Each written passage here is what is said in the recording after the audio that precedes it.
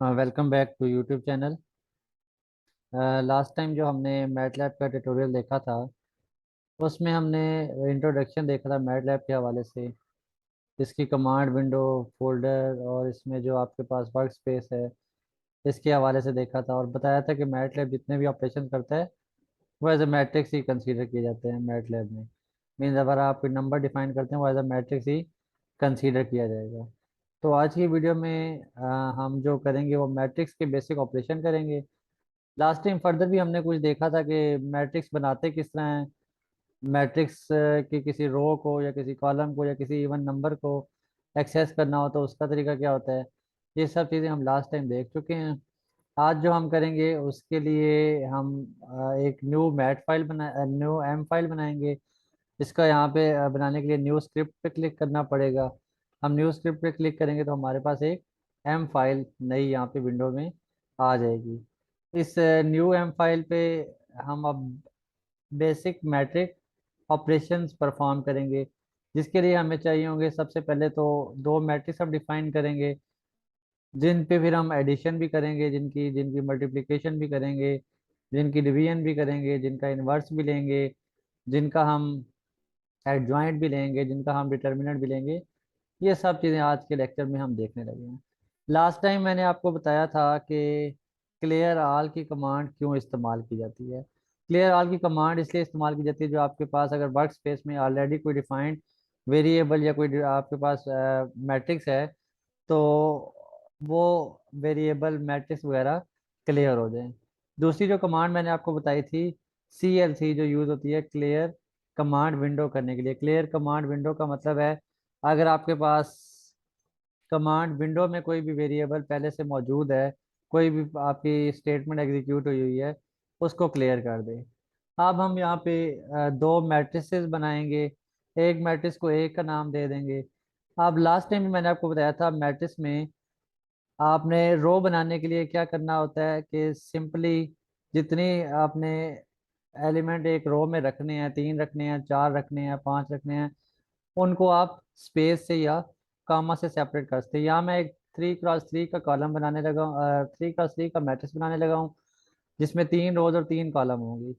तो इसके लिए क्या करेंगे, पहला एलिमेंट 3 स्पेस, ये अभी फर्स्ट रो हम बना रहे हैं, फर्स्ट रो का सेकंड एलिमेंट -2, फर्स्ट रो का थर्ड एलिमेंट -9। अभी हमने एक रो बना ली है, अब हम दूसरी रो बनाना चाहते हैं। तो दूसरी रो बनाने के लिए हम क्या करते हैं, semi colon, semi colon place करके जिस तरह हमने पहले 3 नंबर लिखे हैं, क्योंकि 3x3 में का मैट्रिक्स है तो एक रो में 3 ही एलिमेंट होंगे, एक कॉलम में 3 ही आपके एलिमेंट्स होंगे। अब 1 -5 और 2, ये हमारे पास ए मैट्रिक्स की दूसरी रो आ गई। सिमिलरली थर्ड रो बनाने के लिए फिर सेमी कॉलन 3, 7 और 2, ये आपके पास एक ए मैट्रिक्स कंप्लीट हो गया। इसमें आप रैंडम मैट्रिक्स भी जनरेट कर सकते हैं।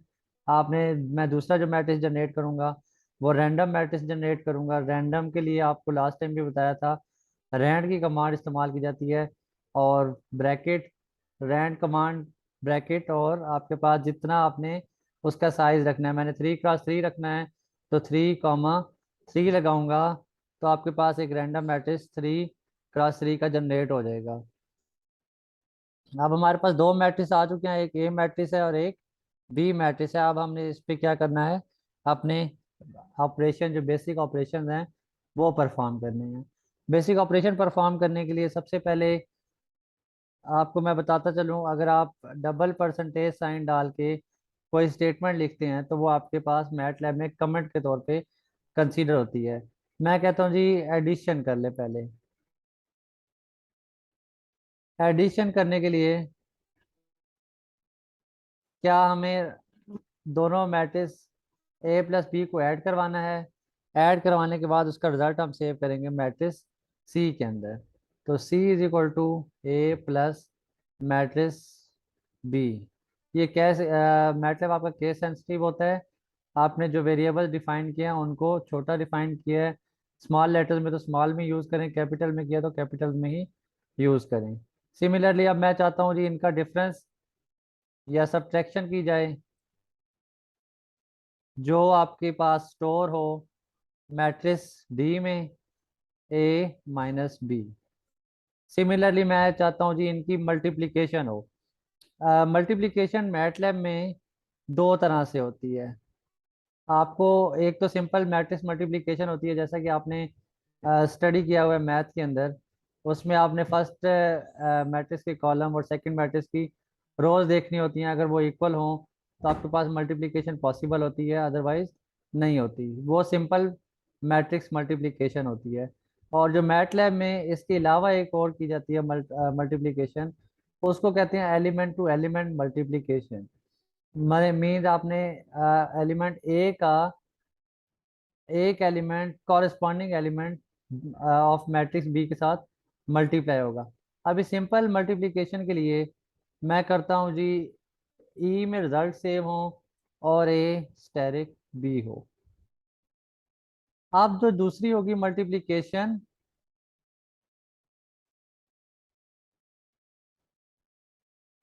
मल्टीप्लिकेशन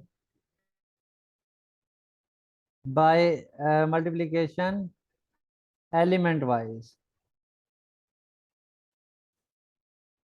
एलिमेंट वाइज मल्टीप्लिकेशन में क्या होगी, मैट्रिक्स ए का हर एलिमेंट अपने कॉरेस्पॉन्डिंग मैट्रिक्स बी के एलिमेंट के साथ मल्टीप्लाई होगा। उसके लिए जो कमांड इस्तेमाल की जाती है वो यह इस्तेमाल की जाती है A dot asterisk B. Asterisk use करते हैं हम वहां पे जहां पे आपने मल्टीप्लिकेशन करवानी हो एलिमेंट वाइज। सिमिलरली अब हम कराते हैं इसमें डिवीजन जो होती है वो एलिमेंट वाइज डिवीजन होती है। सिंपल आप इसमें डिवीजन नहीं कर सकते, तो हम यहाँ पे लिखेंगे डिवीजन एलिमेंट वाइज। उसकी क्या कमांड होती है, जैसे कि हमने मल्टीप्लिकेशन में ए स्टैरिक बी लिखा है, इसी तरह इसका रिजल्ट सेव करवाना चाहता हूँ मैं जी मैट्रिक्स में।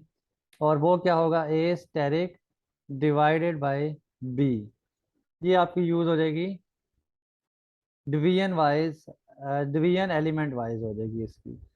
सिमिलरली इनवर्स आपके पास इसके बाद इनवर्स के बाद आप एडजॉइंट, एडजॉइंट के बाद आप इसमें डिटर्मिनेंट, ये सब चीज़ें फाइंड करते हैं। तो मैं सबसे पहले इसमें डिटर्मिनेंट फाइंड कर लेता हूँ। आपको पता है डिटर्मिनेंट आप एक ही मैट्रिक्स का फाइंड कर सकते हैं, दोनों को इसमें मल्टीप्लिकेशन एडिशन कुछ नहीं होता। तो कोई एक एलिमेंट यहाँ पे मैं ले लूँगा। मैंने एक मैट्रिक्स बी ले लिया है जिसका मैं डिटर्मिनेंट फाइंड करूँगा। डिटर्मिनेंट फाइंड करने के लिए जो कमांड इस्तेमाल की जाती है वो D E T of B है, डिटर्मिनेंट ऑफ बी। सिमिलरली अब आगे आई, आई में मैं फाइंड कर लूँगा क्या, inverse of matrix A. Inverse के लिए आप आई एन वी की कमांड इस्तेमाल करते हैं, जो कि जिस मैट्रिक्स का आपने इनवर्स लेना है वो आप यहाँ पे ब्रैकेट्स में लिख दें, I is equal to inverse of A. Similarly आपने एडजॉइंट लेना है। एडजॉइंट के लिए क्या होता है, एडजॉइंट की पूरी कमांड ही आप इस्तेमाल करते हैं।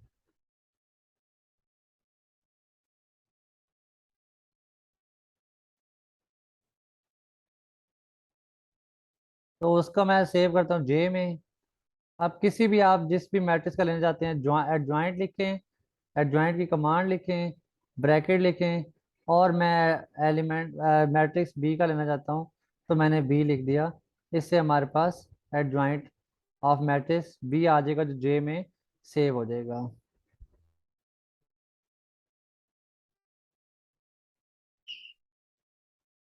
ये तो हम काम कर रहे हैं सिंपल, इसमें आप कॉम्प्लेक्स नंबर्स में भी काम कर सकते हैं। अब चूंकि मैंने यहाँ पे सबके सामने सेमी कॉलन लगाया है तो इनको मैं हटा दूँ, और हटाने के बाद जब मैं अपना प्रोग्राम रन करता हूँ तो आप देखेंगे कि रिजल्ट्स जो हैं आपके कमांड विंडो पे डिस्प्ले होना शुरू हो जाएंगे। अगर मैं सेमी कॉलन लगाए रखता तो ये वर्क स्पेस में तो सेव हो जाते, लेकिन आपकी कमांड विंडो पे सेव ना होते। सबसे पहले आपको मैं यहाँ से प्रोग्राम सेव कर लें, सेव एज, जिस फोल्डर में आपने करना है जी, मैंने डेस्कटॉप पे करना है तो इसको बेसिक मैट्रिक्स मैंने इसको नाम दे दिया और इसको मैंने सेव कर लिया। इसको सेव करने के बाद हम अब इसको एग्जीक्यूट करते हैं। एग्जीक्यूट करके आप देखेंगे जी, यहाँ पे आपके पास सी मैट्रिक्स से लेके मीन एडिशन ऑफ मैट्रिक्स से लेके जे मैट्रिक्स जो आपने लास्ट में एडजॉइंट निकाला था, वो सारे रिजल्ट आपके पास आ गए हैं। C is the sum of two matrices, and next D is the difference of two matrices.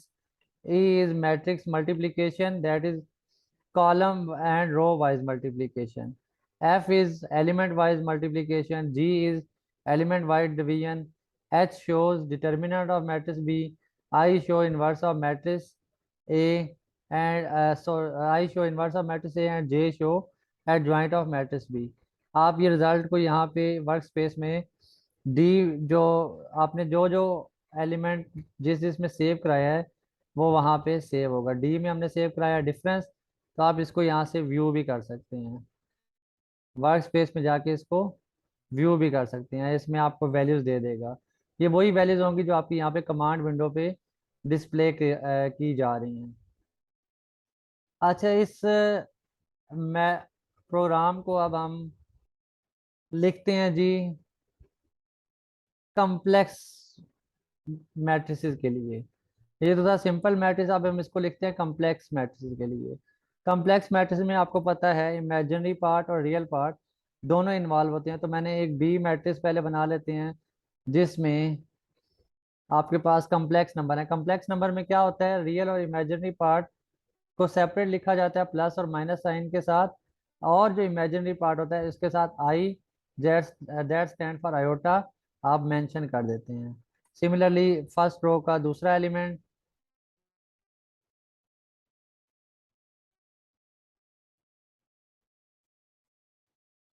Similarly first row का third element,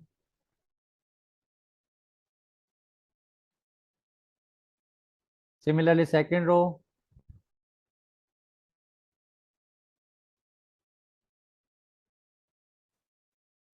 second row second element, second row third element,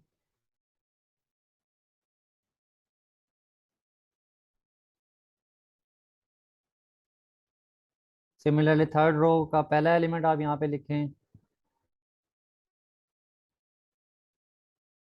third row का third element लिखें,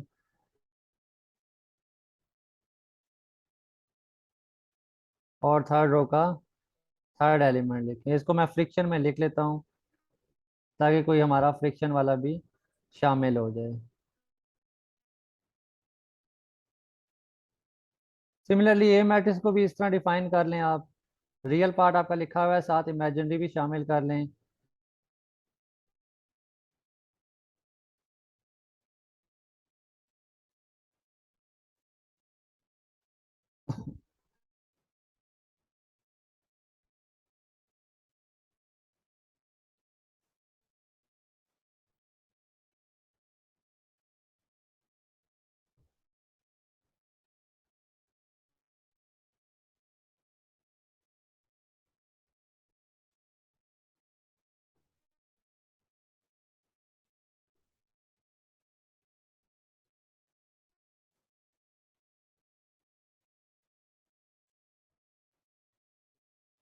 ये हमारे पास अब दो complex matrices बन चुके हैं। दो कम्प्लेक्स मैट्रिसेस बन चुके हैं, इन पे हम वही जो कमांड्स पहले लगाई थी वही लगाएंगे, लेकिन एक और कमांड होती है इसमें कॉन्जुगेट। जैसा कि आपको पता है आप किसी भी कम्प्लेक्स नंबर का कॉन्जुगेट ले सकते हैं। तो हम इसमें के में स्टोर करेंगे कॉन्जुगेट ऑफ मैट्रिक्स ए। यहाँ पे के में कॉन्जुगेट ऑफ मैट्रिक्स ए हो जाएगा स्टोर। अच्छा, अब देखिए जी कमांड विंडो पे आपके सामने C D E F G H I J ये सब रिजल्ट आ रहे हैं, लेकिन आपको पता नहीं है ये हैं क्या। क्योंकि आप, मैं तो यहाँ पे कोड लिख रहा हूँ, मुझे आइडिया है ये क्या है। तो इस कोड को ज़रा खूबसूरत बनाने के लिए क्या करते हैं, हम यहाँ पे यूज़ करते हैं डिस्प्ले की कमांड। डिस्प्ले की कमांड कोई भी स्टेटमेंट डिस्प्ले करने के लिए यूज़ होती है कमांड विंडो पे, जिसके लिए डिस्प लिखते हैं स्मॉल ब्रेस से स्टार्ट करते हैं और सिंगल इन्वर्टेड कॉमा और जो भी आपने डिस्प्ले करनी है कमांड वो लिखेंगे। मैं कहूँगा जी एडिशन ऑफ टू मैट्रिक्स, और सिमिलरली आपने सिंगल कॉमा क्लोज और ब्रैकेट क्लोज। सिमिलरली सबके लिए ये कमांड आप कॉपी कर लें। एडिशन के लिए, डिफरेंस के लिए, मल्टीप्लिकेशन के लिए,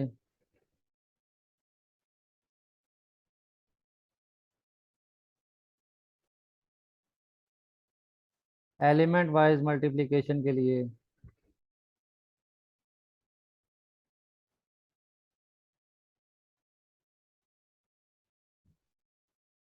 और सिमिलरली एलिमेंट वाइज डिवीजन के लिए भी यही कमांड आप कॉपी कर लें।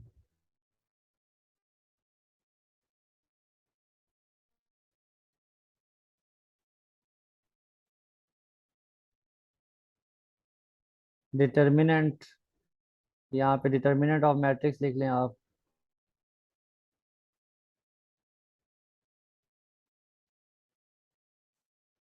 सिमिलरली इनवर्स ऑफ मैट्रिक्स लिख लें आप।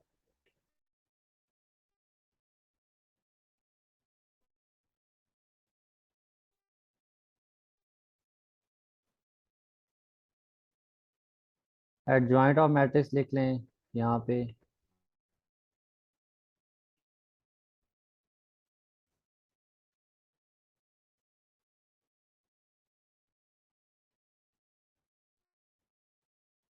और लास्ट में क्योंकि कॉम्प्लेक्स मैट्रिक्स है तो इसका कॉन्जुगेट ऑफ मैट्रिक्स लिख लें। अब इसको दोबारा हम रन करते हैं। आप देखिएगा कि कमांड विंडो में आपके अब किस तरह से रिजल्ट्स आ रहे हैं। अब ये देखें वो बता रहा है जी बी मैट्रिक्स चूँकि हमने डिफाइन किया था एज हमारा वर्क मैट्रिक्स जिसके ऊपर हमने काम किया है। तो इसके अलावा एडिशन ऑफ टू मैट्रिक्स जिसके रिजल्ट आपने सी में सेव कर दिए, सी जो आपने डिफाइन किया हुआ है एक variable. Difference of two matrix जिसके रिजल्ट आपने डी में सेव किए हैं। मल्टीप्लिकेशन ऑफ टू मैट्रिक्स जिसके रिजल्ट आपने ई में सेव किए हैं। Element wise multiplication of two matrix जिसके रिजल्ट आपने एफ में सेव किए हैं। Element wise division of two matrix जिसके रिजल्ट आपने जी में सेव किए हुए हैं। डिटर्मिनेंट ऑफ मैट्रिक्स आपने कैलकुलेट करके एच में सेव किया है। इन्वर्स ऑफ मैट्रिक्स आपने निकाल के आई में सेव किया है। एडजॉइंट ऑफ मैट्रिक्स निकाल के जे में सेव किया है। और कॉन्जुगेट ऑफ मैट्रिक्स निकाल के आपने के में सेव किया है। तो उम्मीद करता हूँ आपको जो आज का लेक्चर है क्लियर हो गया होगा। अगर किसी का कोई क्वेश्चन, किसी की कोई क्यूरी है तो आप सवाल पूछ सकते हैं। कमेंट सेक्शन में अपना सवाल दर्ज कर दीजिएगा, लिख दीजिएगा। नेक्स्ट वीडियो तक के लिए अपना ख्याल रखिएगा।